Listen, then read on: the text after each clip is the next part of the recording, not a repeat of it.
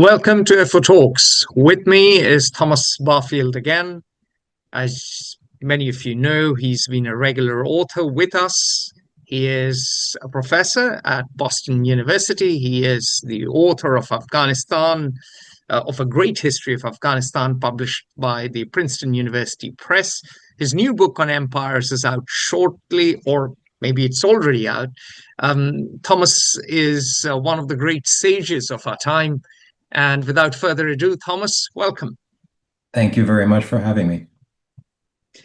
Thomas, Afghanistan and Pakistan have been in the news. Apparently, there were military clashes between the Pakistani military and the Taliban. Apparently, the Pakistani Air Force struck targets within Afghanistan.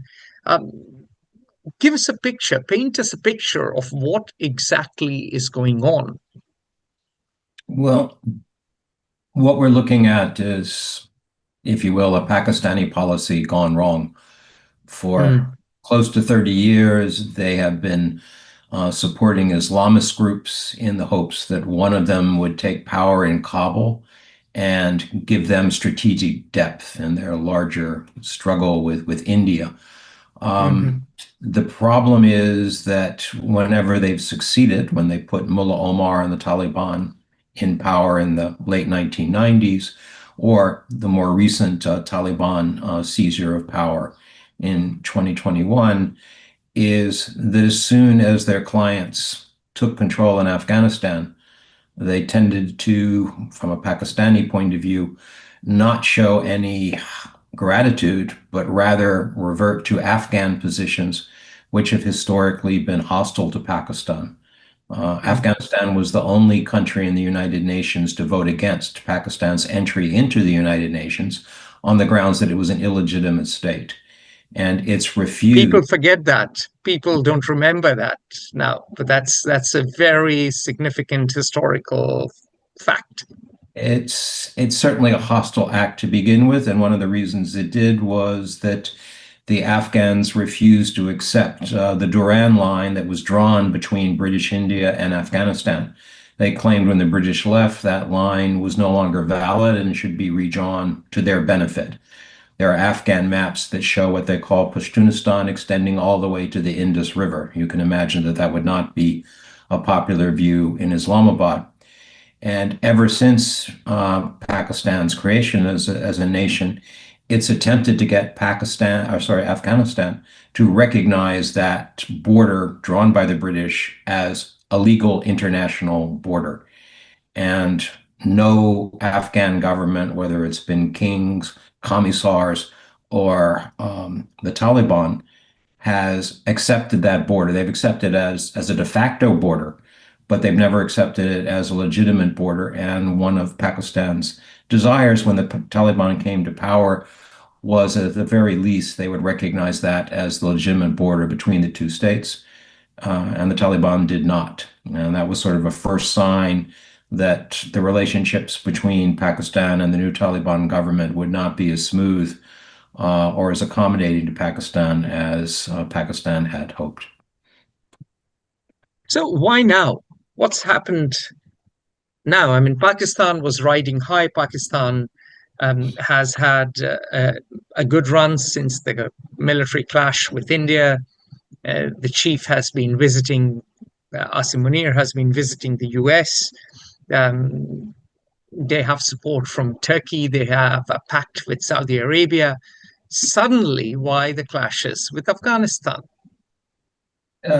Because the hostility towards the Pakistani government was never resolved. And Pakistan made it worse over the past year by deporting 1 million Afghan citizens back to Afghanistan. Many of these are Afghan nationals, but probably the majority of them were born in Pakistan. Remember, the first refugees coming out of Afghanistan came during the Soviet War. Pakistan hosted as many as 3 million refugees at the time. So, I mean, that's almost 2 generations ago. Pakistan never accepted them as anything other than refugees who should go back. And quite a number did go back during the Republic period. But many for many, Pakistan was their home. And in order to put pressure on the Taliban, Pakistan decided that it would revoke their status and force them back into a country that was in the middle of a drought, that had just lost all its economic humanitarian aid when Donald Trump uh, cut it off. And they were facing similar problems with Iran, which also deported about 1 million Afghans back to the country. But in some ways, mm, Afghanistan had more ability to put pressure on Afghanistan because they'd always been a cross-border movement, and there's always been trouble in what had been known as the Northwest Frontier today, Khyber Pakhtunkhwa province, that had historically been dissatisfied with governance coming out of Islamabad. And to some extent, what are you going to do with soldiers that want to fight jihad when you've won it in your own country? Where's the next place they can go? And for many of them, it was Pakistan. uh-huh. So that is the reason for the military clashes. Now, what exactly has been the extent of these clashes? Of course, Pakistan blamed the Taliban for the killing of quite a few of its soldiers, admitted it had lost soldiers. It has engaged in airstrikes, very similar to what the British did, very similar to the Soviets, very similar to the Americans. So, what exactly has happened? How significant are the clashes? I think the significance is the fact that they're public clashes, that the Taliban would take responsibility for killing Pakistani soldiers rather than blaming it on Pakistani insurgents or saying we were not involved.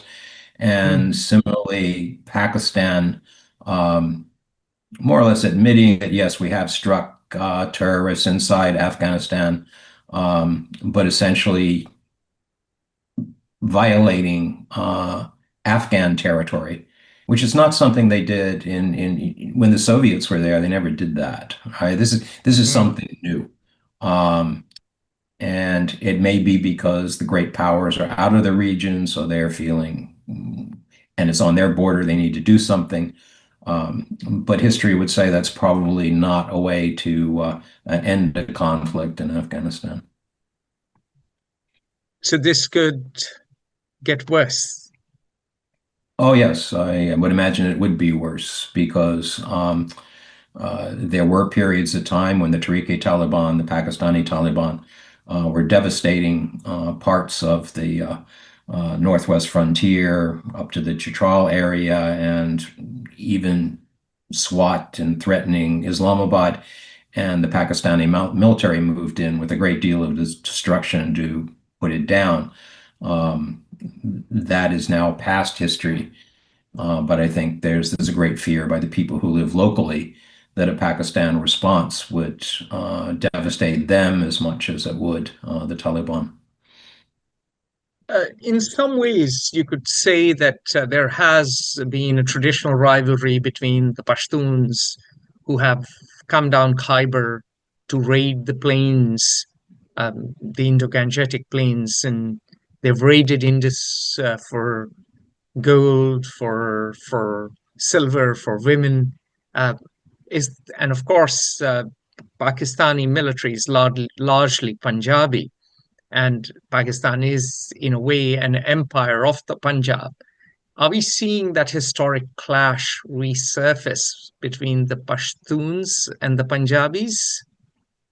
I wouldn't, I would say that's much more in the background. I think it makes it more difficult to solve the problem essentially because it puts the Pashtun population in Pakistan in an anomalous position. If we turn it into ethnic sort of terms, and you have to realize that while we don't have censuses for Afghanistan, there probably, I would say, definitely are more Pashtuns in Pakistan than there are in Afghanistan. And they're not just on the northwest frontier. Over the course of years, they have become a very important part of the population in Karachi and other cities. So I see the main problem is that even though the Taliban is a religious movement and put you know, explains itself that way, not an ethnic movement, not a tribal movement, nevertheless, almost the entire Taliban government is Pashtun, and therefore their sensitivity about their Pashtun brethren across the frontier is much more heightened than it would be perhaps if they were not so exclusively Pashtun. Even if they're not putting it in ethnic terms, it has that connotation. However, so far as I can see, unlike previous Afghan governments, they've not lobbied for creation of an independent Pashtunistan or other things like that. In part because they're an emirate, they're focusing on religion Mm, and not ethnicity or breaking things up into smaller states. But nevertheless, if you will, the fissures go back to the period when the British divided up the Pashtun population between British India and mm, Afghanistan. And that's where the whole Durand line comes in, is that it divides a population that saw itself as homogenous until that line was drawn. Of course, other borders of Afghanistan divide other ethnic groups as well, but they have never created the political problems that the border with Pakistan and Afghanistan has caused. I see. Now, the Taliban foreign minister was in India and he met the foreign minister. What is the significance of this visit to Delhi I or think his visit to Delhi? India has still not formally recognized the Taliban government, but it's upgraded its status of the embassy. It's talked about reconstruction, but I think in its longer term conflict with Pakistan, to some extent, this is a coup, a political coup, that the Taliban are coming to India, that they're uh, visiting the heartland of their Deobandi religious ancestors. To some extent, they're playing an old Afghan day game that Kabul has always been closer to Delhi than it has been to Islamabad. And I think Pakistan had assumed if we put in a Pashtun religious group, that would never, ever happen. And so I think that's probably created a good deal of disquiet in Pakistan, in part um, because it takes a conspiratorial interpretation of all things Indian. And this is certainly going to move the gears considerably. So we can expect Pakistan actions against India. Well, not for Afghanistan. There's many other issues, and I think Kashmir is a much bigger issue, but it does not bode well for. I mean, they could both say that we would like to redevelop Afghanistan together or something, but I don't expect to see anything like that. And given the All conflict right. in the two countries recently, I think for Pakistan, it's a bit of a problem in that they, as you had mentioned, they've been highly successful recently in reaching out to Saudi Arabia, to Turkey, and others.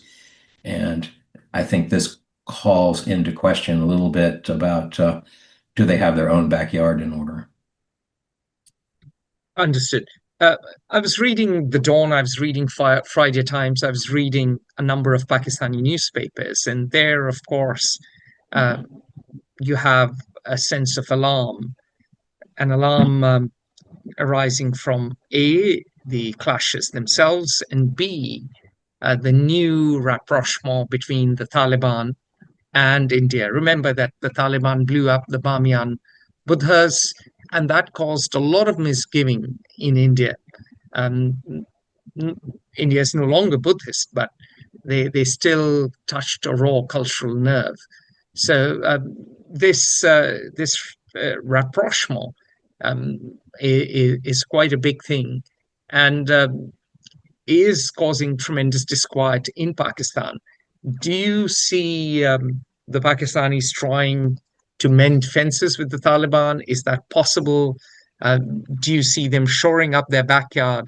And do you see them trying to focus the energies of the Ummah against the Kufrs to the east.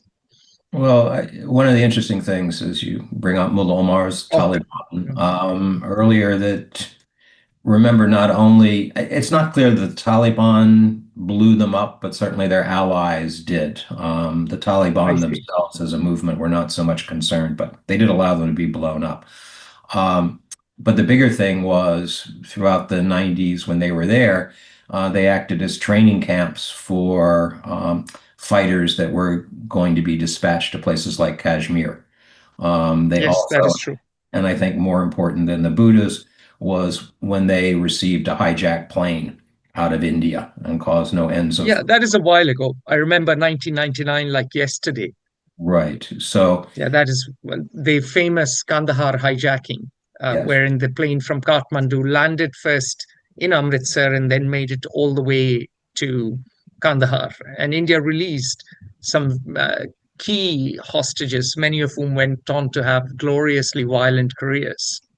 Yeah. So, I mean, the idea, I think at that time that India would have any positive relations with Mullah Omar's Taliban was unlikely, but that ended when Mullah Omar's Taliban was overthrown by the Americans. The interesting thing here is, and again, I don't know the situation on the ground, it doesn't appear that the Taliban are essentially acting as proxies for Pakistan to train insurgents to fight in India or to carry out terrorist attacks. If anything, insurgents seem to be being sent into Pakistan. Um, Not that they might not be sympathetic with Pakistan's position, but to some extent, they're not acting as an ally. And I think working with India is sort of a balance of power type Mm, of move by the Taliban is that we have broader friends. And also, the Taliban is really stuck for money and resources right now. India has money and resources, Pakistan does not. It also, while Russia has moved to gain closer relations to recognize the Taliban, the Chinese have not yet done that, although they're very active in Kabul. And I think they're actually saying, can we get regional great powers to see us as an acceptable government? And working around under Mullah Omar's Taliban, it was Pakistan that was lobbying for recognition, and it only got two countries, the UAE and Saudi Arabia, to recognize the government. Um, mm. the Taliban seems to be taking a much larger role in this and one that's independent of Pakistan as an intermediary to the outside world. Uh, Excellent. Now, let us talk about, since you mentioned it, the foreign minister's trip to Deoband. That was a smashing success. He was feted as a hero. He was showered with rose petals. What is the significance of the visit? I think one of the things is to place their movement in a larger South Asian historical context that precedes Pakistan. Um, and that these relationships going back to the Indian independence movement when refugees from British India would appear in Kabul. Now, while the emirs did not help as much as they had hoped, nevertheless, Afghan rulers put themselves as supporters of Indian independence against the British. I think this is Very going, quickly, yes, very quickly, let me give some color uh, to Deoband because our viewers and listeners may not know. So Deoband is an Islamic school. It is a seminary. Would you call it a seminary, Thomas? Um, yes. I mean, it's a, it's, yeah, yeah, it's a religious school. I believe it began in the 1860s. I'm blanking as to the exact date. Maybe 1865, maybe 1867. You can check that online. But the key thing is it began because the Mughal Empire collapsed.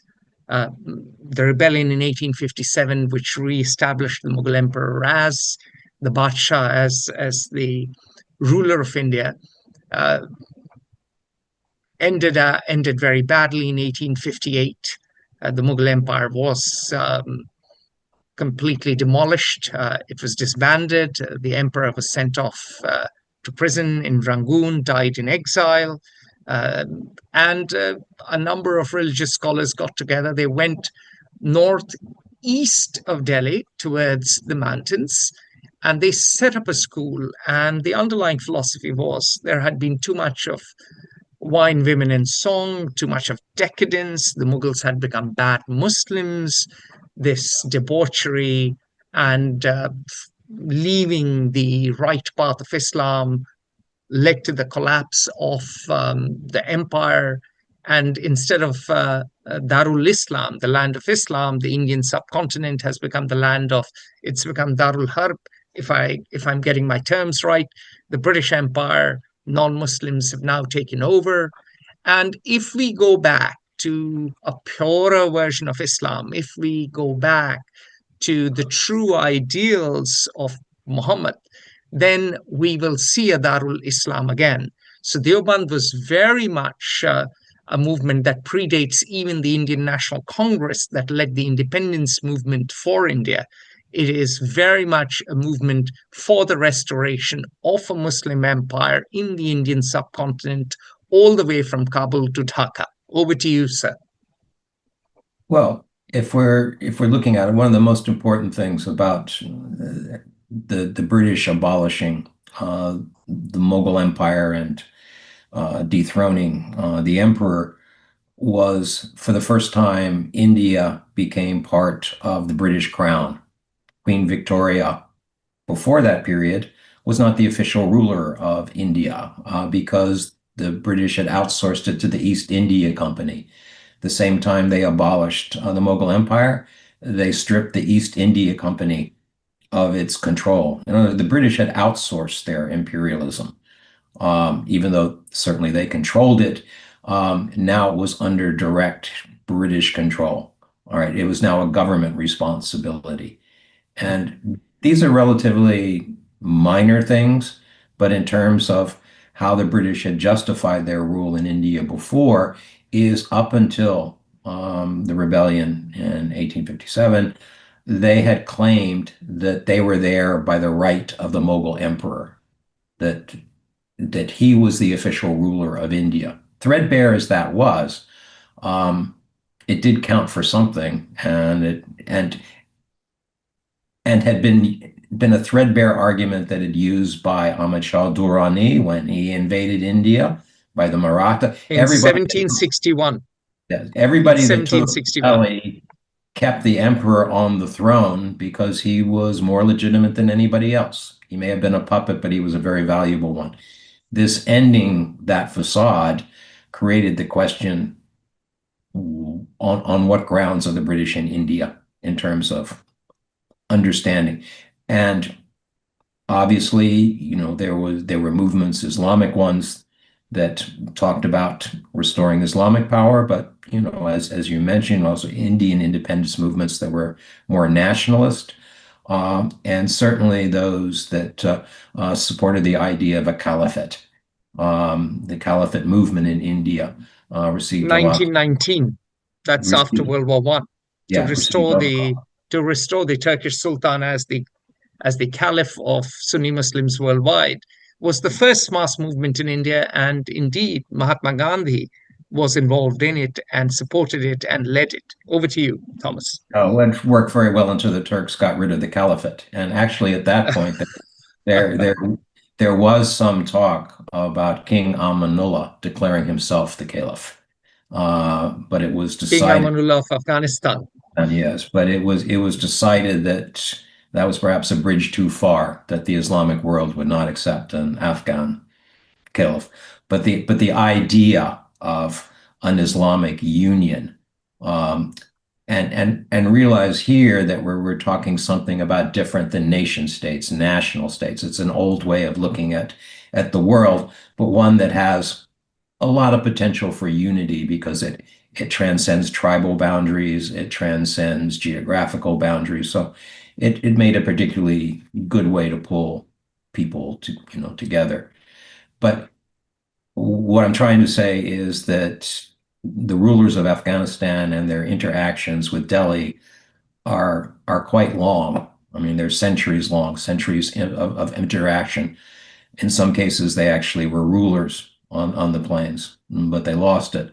But nevertheless, it's it's not an afterthought kind of place that it's seen today. It's always played a very strategic role in terms of South Asian politics. And I think Got it. we're seeing a revival of that. So the Taliban are signaling that they predate Pakistan, they predate, or the idea of the Taliban predates Pakistan, and they are the natural leaders of Muslims in the entire Indian subcontinent, at least ideologically, not politically. They could be laying a claim to that, but it's as their emirate is doing because they refuse the Taliban rejects the caliphate, all right, because they refused. That's why they're fighting ISIS, the Islamic State, um, because the Islamic State says Afghanistan is a province of the caliphate, and Mm, the current Taliban government says no, we're an independent emirate. We owe mhm, loyalty to no other state, but they are pushing the idea of Islamic unity and to some extent undermining or attempting to undermine the notion of a nation state. Um, and that puts Pakistan in a, how does Pakistan respond to that? All right, that becomes indeed. more of a difficulty. Yeah. So I've been to Deoband, and it's an interesting place. It's an odd place. We were talking about Deoband before we started recording, and uh, what has been extraordinary is the hero's welcome the foreign minister has received. Rose petals showered on him, uh, crowds showing up in delirium. Um, what explains this, and is this something to worry about if it is India? Well, in some ways, I think what they're also trying to do is going back to an older South Asian tradition of Muslims, Hindus, Sikhs, and others. We're all part of the same area because Deoband grew up in a multi-ethnic, multi-religious environment. No one was exclusive. So, in some ways, particularly if they feel the Indian government has invited the Taliban to come, what better way to say, well, if you are going to normalize relations with them, how can you treat us as villains? We're all part of the same unit. I can see that in terms of if you want to be more expansive, if you want to do outreach to the Muslim community abroad, perhaps you should also start at home. So and to show that we're on the same page here. It's not that the Taliban go to Deoband to say we're going to restore Muslim rule to South Asia. They're not doing that, but they are showing we've been an important group in South Asia for many, many centuries. And Mhm. that the Deoband in particular cut its political teeth by being anti-British. It may be Muslim, but it has very good nationalist credentials of Britain out, and that counts for a lot. Yeah, I mean, that is true. But what has worried a lot of people about Deoband is their extremely, and this includes a lot of Muslim women, their extremely conservative approach to society. For instance, the head of the Deoband said that women should not be playing sport, women and men should not be studying together. And this worries many a modern, forward-looking, leave aside secular, even religious people, because this is not a vision that people want, particularly uh, uh, uh, popular in the country. No, but if India is inviting the Taliban, which is the worst offender in that sense, um, it's they may be seeing an opportunity. It's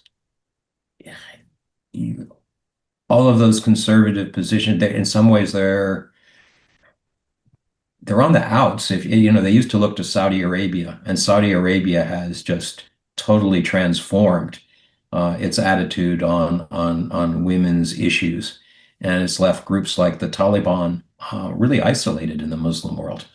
Um, and I wonder, even within Afghanistan, how much support there is for that, because the political consequences of destabilizing Afghanistan because of its gender policies come at such a high cost. I'm wondering whether there are factions within the Taliban that say, is is that worth stopping our outreach? If it's preventing us from diplomatic relations, if it is preventing us from getting foreign aid, if it's preventing us from being perceived as a ordinary nation, to what extent, how wedded are we to this policy? I mean, there's certainly the leaders of in Kandahar are certainly wedded to it, but I do wonder in other parts of Afghanistan because it violates traditional Afghanistan may have been gender segregated, but it was not gender apartheid. I mean, and by Afghan culture, you would have to train women in order to, let's say, provide health care for other women. You would need women, right? Even if you were not granting them equality, and then the Taliban trying to exclude women entirely. Um, is not only a violation, I believe, of Islamic norms, but it's certainly a violation of traditional Afghan cultural norms, even conservative ones. I see. So you wouldn't see much risk for an idea for modern India from this welcome and visit, from this visit and welcome to Deoband. I don't think that most conservative ideology is particularly popular, and I don't see it as sort of easily spreadable. They may have it, but the Taliban wouldn't be imposing it if they didn't have absolute power within Afghanistan. It's just, I I see. think they're on the outs. They're culturally the way the world is moving, even among conservative Muslims. I see them as behind the curve, and I'm curious as how they think they can make progress or gain stability with those kind of attitudes. Uh, Final question for you. You've mentioned that the Taliban is strapped for resources, especially after Donald Trump cutting off aid. Um, and now, of course, Russia, China, and India are uh, are active in Kabul. Do you think Russia and India, particularly India, is going to step in and fund the Taliban regime to counter Pakistan? No, because Pakistan is not funding the Taliban regime, doesn't it? You don't have to compete there, right? You can Yeah. No, but I'm compete, saying instead of the Americans sending aid, do the Indians now step in and you mentioned Indians have the money and try to fund the Taliban but to I counter don't Pakistan? I you can I, all you have to do is sit on the sidelines and cheer. You don't have to. The Taliban are, if anything, the hostility they have with Pakistan is more or less internally generated. But it's also, while I can see India warming relations with the Taliban in terms of strategy dealing with Pakistan, I I don't. It's too much at odds with Indian values, with world values, and others. For Moscow may be willing to step in looking for allies anywhere, but Moscow lacks the money; it's spending it elsewhere. Mhm. China is interested, but if the way they're persecuting Muslims in Xinjiang, how can they possibly think that it would be a good idea or safe for them to support a regime like Besides, the they Taliban? have a very close. Besides, they have a very close relationship with Pakistan. They do. The So Chinese. Yeah. yes, but the Chinese never give money to the Taliban, so and or to Pakistan. They give contracts. So this is it's a problem. So I see India helping out, and if that causes consternation in Pakistan, I'm sure that's a benefit. But I don't see any possibility of India stepping in to be a patron of a Taliban government.